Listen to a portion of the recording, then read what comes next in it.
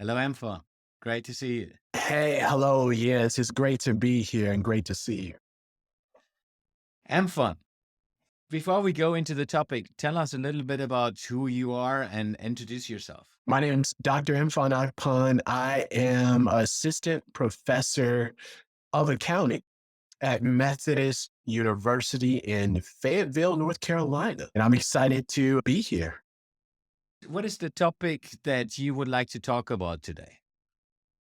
Oh, I'd like to really talk about the 10-10 rule. And yes, when we talked about doing that, I had to get some inspiration. And I get my inspiration from Netflix.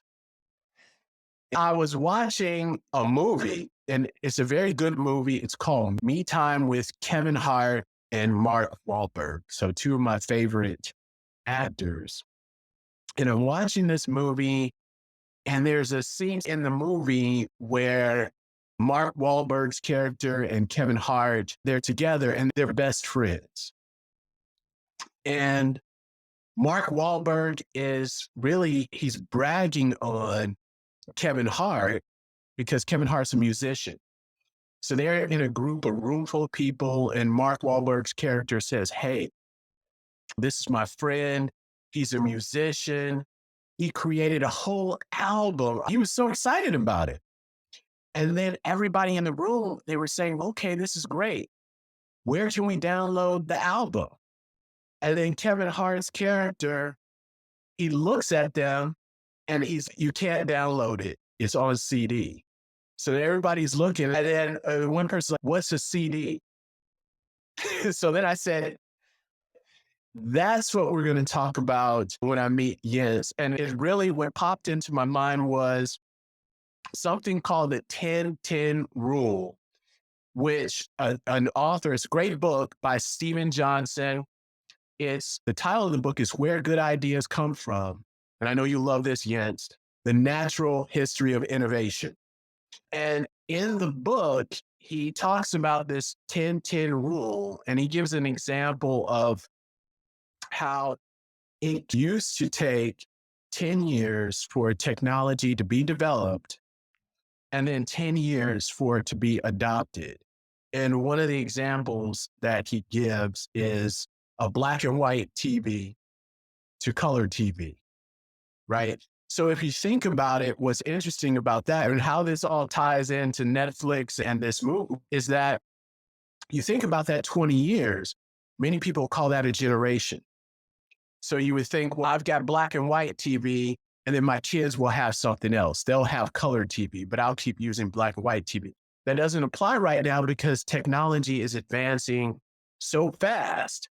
And I thought that tied in because I know you're a guru on innovation. And that tied in to the point where, because I can remember CDs, I'm not going to date myself, but I can remember CDs. And there's literally someone there. Wait a minute. What is a CD? So, what I'd like for those individuals who are entrepreneurs or entrepreneurs to take away from this and from all of this with the movie and the 10-10 rule is that defense is necessary and offense is mandatory. So that's the through line for today. It's mandatory that you have to be working on innovation, looking for ways to innovate and improve your business, improve your processes. Defense on that side means you got to also know what your competition is doing or what is out there in the marketplace. And if need be, you've got to copy it or figure out a way to either improve upon what other people are doing in order to really stay in the game if you look at it from perspective. And also give that caveat from an entrepreneurship perspective as well. So that's where that comes from, Jens. If we keep this spinning from an improvement perspective, one part is, of course, if you're working in a large organization, then you're more the entrepreneur, you're thinking differently. What does it mean if you say, let's go into offense is mandatory from how do you work with yourself on your skill set and developing yourself? You really have to work on number one, understanding your marketplace. And you really have to have your feelers out into what else is going on in the marketplace. So I can give you a personal example and I can give you a business example. For my example, as a professor, I know at this time I'm fighting against screen time. And when I say screen time, a phone, right? Students being on their phone. And that could be anything from watching movies to being on TikTok or on Snapchat or some type of app. I also know, as well as publishers know, that most students are not going to read. If I told my students to read 30 pages, they're not going to read 30 pages. And most textbooks are more so reference materials. So they use them. So you give questions, they'll go to the book and reference it, not necessarily read it. So that's understanding the environment. So either you're going against the grain or you're going with the grain. What happens, you have publishers, and I guess I'll give a plug to McGraw-Hill. They have something called Smart Book, where you assign the Smart Book, it has questions, and if they get it wrong, it takes them to the textbook where they can read the material. So they're not reading the whole material, but they're covering the concepts and it keeps them engaged. Understanding that is key. So that's one example. The other example from the business side, and this, I guess it's ironic, and this is, a matter of fact, I was in class yesterday, we were talking about this. If you have the Netflix app on your phone, they have a little tab that says laughs and it looks like TikTok. And I was telling my students is go ahead, go download the Netflix, go and look at it on your phone. It looks like TikTok. Because, and you may say Netflix is streaming, they streaming movies and content. So this ties into the question you were asking. You have to be aware of what's going on in not only in the streaming market. So Netflix is facing competition from other streaming platforms, right? They're eating away at their market share. So that's competition. But also they're facing competition for screen time. Because now you have social media, people are spending more time on TikTok versus Netflix. So here's the offense. They've got to constantly being innovative with their content, their business model, moving from buying content to licensing content, adapting their platform to become more engaging against other streaming platforms. But on the defense, they're copying TikTok to try to keep people on their platform and grab screen time.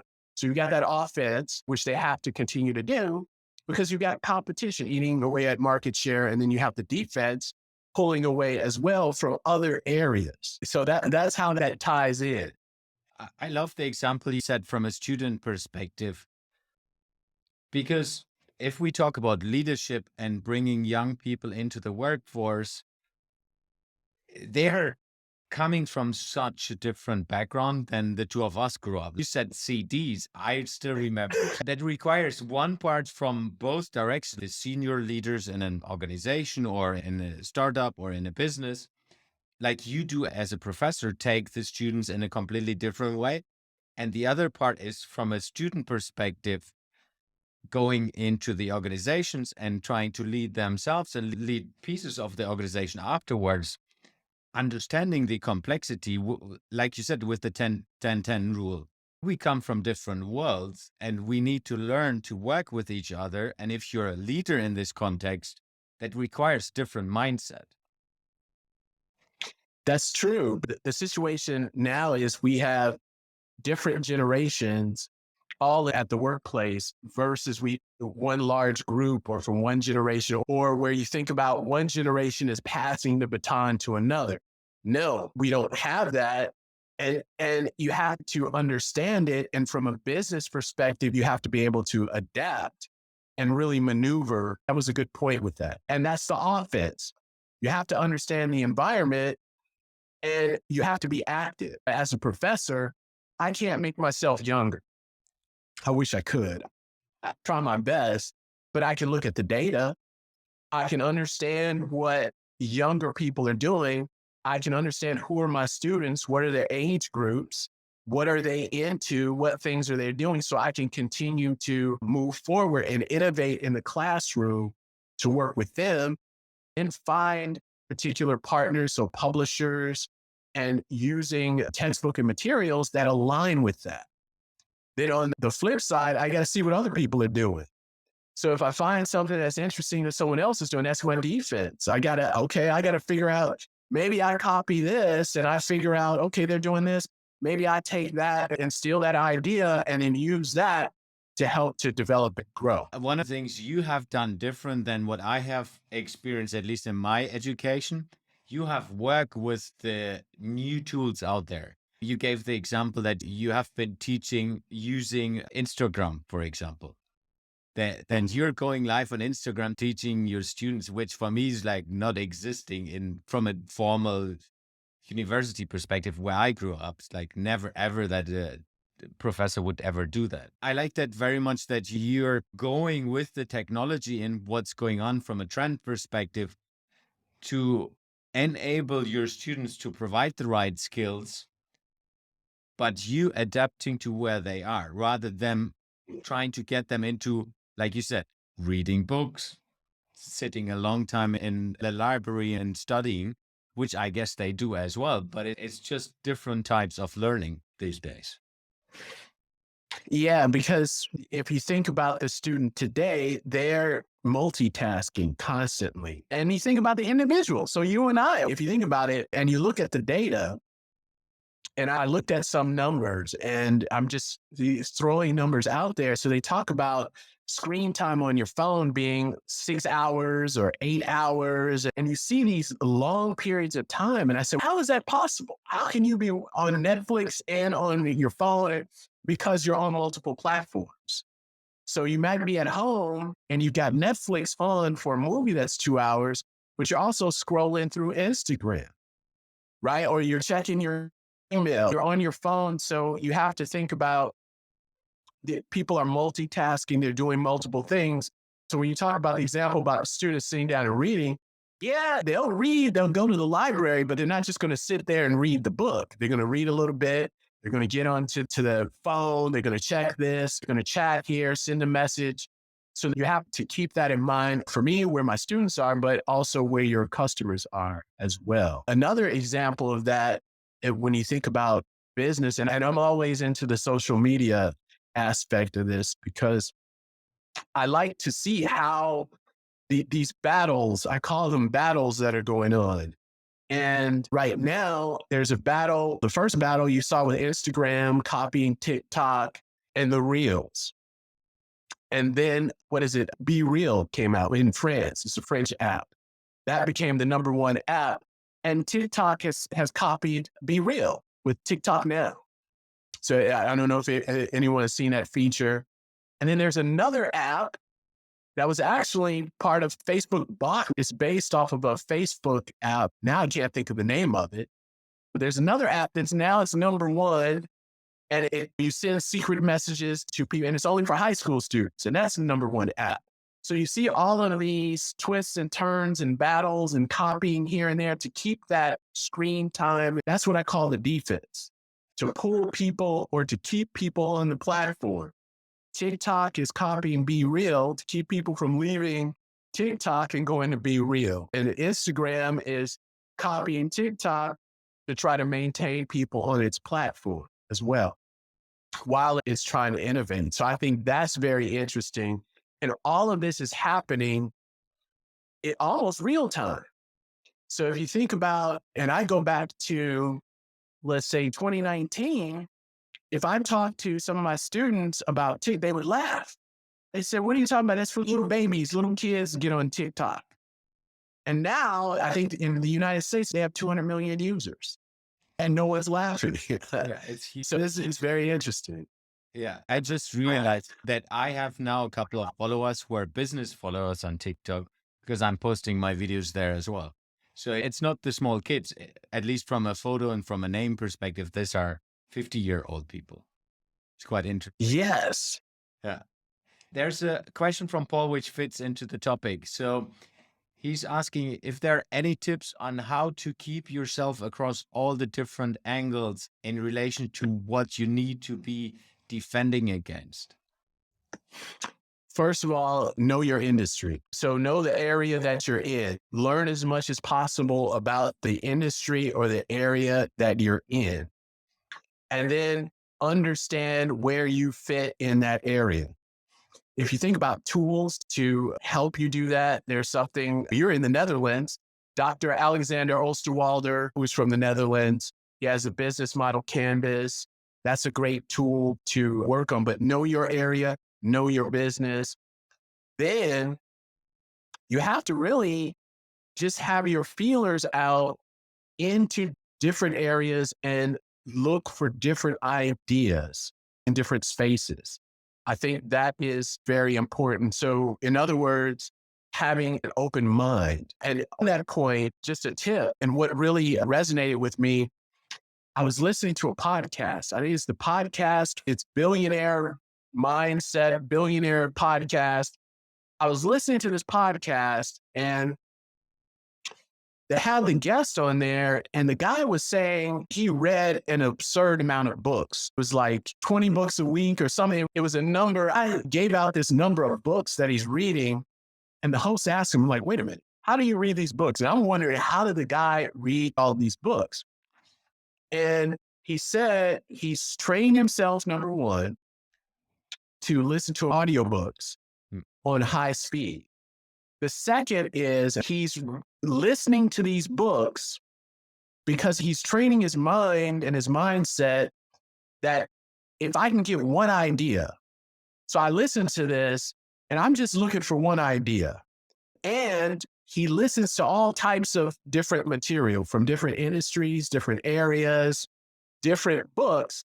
If I can get one idea, that idea might help me to make more money. That's really what it came down to. So he's constantly listening and looking for new ideas. So I think that's important as well. Knowing your industry and having that mindset on ways to improve, right? And how you can maneuver and improve and do something better. And then also looking for other ideas from wherever you can get it to add it to your industry. Like I gave that example with Netflix, which is a streaming platform. They're copying TikTok on their app, which is a social media app. If you go on Netflix, they have a little thing where you can like. So it's just like you're on Facebook or something. You can like the movies and add your favorites. So looking for different ways to improve. I would like to add, because I'm doing the same with audiobooks, by the way. Not 23 Oh, books per week, but one or two I'm managing as well. If you double the speed, it's quite cool. I like oh, the wow. idea of getting just one idea because you don't need to listen to the whole book to get Yes. that one idea. I agree. This learning mindset, at least what I have seen for myself as well when I grew up, when it comes to working in an organization, working in a corporate, you think you only have one way to succeed, one right way. In today's time where things are moving so fast, it's better to learn different things and getting different perspectives because you have a far better breadth of what's going on in this world. If you just read, let's say, if we take this topic's leadership, and you're not looking into history, you're not looking into technology development, you will miss out in understanding things like you mentioned with TikTok and the different technologies, and as well the multitasking part. Yes, that's true. And I think you have to get comfortable with, I guess I'll quote Yoda, you have to unlearn what you learned, and you have to be comfortable with being uncomfortable and being able to focusing on skills and understanding how things are because it is moving so fast and things can change and you need to be able to discern what is important. When you talk about leadership, I think about there's different theories on leadership. One of my favorite is Dr. Douglas McGregor, Theory X, Theory Y. And he came up with that, I think, in the 1960s. Now there's someone else, Theory X, Y, and then Z. So they added another one. And then you will see there's different spins on that. So things continuously maneuver and are changing. Another example is in my field, accounting. There's a intelligence software, so a Microsoft Power BI, that's big in the conversation. Tableau is big in the conversation. So you have to be willing to have an open mind and also to have a sense of, I call it friendly competition. In other words, what can I do better? And that doesn't have to be a negative thing. If you're going back to what Paul was asking, if you know your industry, your environment, you know your closest competitors, you know who's ahead of you, behind you, next to you. What can I do that's better? How can I enhance that? And that doesn't have to be a bad thing. That can be friendly competition as well. Getting us towards the end of our conversation, I want to ask you two questions. One is, what are tips you would give to young people that are starting into the world of working, like leaving the university, starting working, and want to approach a leadership career? What would be one or two tips you would give them in starting their life in that way? I give them two. So one is think long term. So right now, at least here in the US, many of younger individuals entering the workforce, if they're not getting promoted within 6 months, 8 months, they're looking to leave. So they're looking to go to another of these jobs. So there's not that thought of longevity, which in the end, in my opinion, can impact them because they haven't built up. That if they're constantly leaving and not having that long term view of a career or the employment, they wind up not having a long work history or developing skills or building things. So I'm not saying that they need to stay somewhere for 10 years, but if you're thinking about leaving in 6 months, if you're not getting promoted to go somewhere else, that can impact you in the long run. The other thing is to find a mentor. I think having a mentor is very important, particularly someone who's ahead of you. And many times, mentors can be in-person mentor, may be hard to find. If you can't connect with someone personally, then there's books. Get a book, read about someone, what they've done, and help to level set your perspective. So I think those two things, long-term thinking and having a mentor. If we turn this towards an experienced, let's say, manager in an organization, someone who is 20 years in their career, having responsibility in an organization, what would you tell them from a leadership perspective what they should think about? From the leadership to have an open mind to understand the workforce and particularly the workforce in their organization. So the workplace in general, we talk about millennial, but we've got baby boomers, Gen X, Gen Z. There's generation alphas entering the workforce as well. So we've got all of these generations in the workforce. So understanding their needs, what they're looking for, and then also understanding the workforce in your organization. And again, it goes to having that open mind. You got to go with the grain, or else if you're going against it, you're really kind of fighting against what's moving forward, right? So I think you've got to have that forward thinking view, also friendly competition. You got to be competitive, looking for ways to innovate what you can do to move ahead, because if you don't, someone else will. And that could be detrimental to your organization. Fun. Thank you very much for spending the time with me. It was a pleasure having you on the Succeed platform, and it's really appreciated that you took the time. Thank you very much. Yeah, it's an honor. Thank you.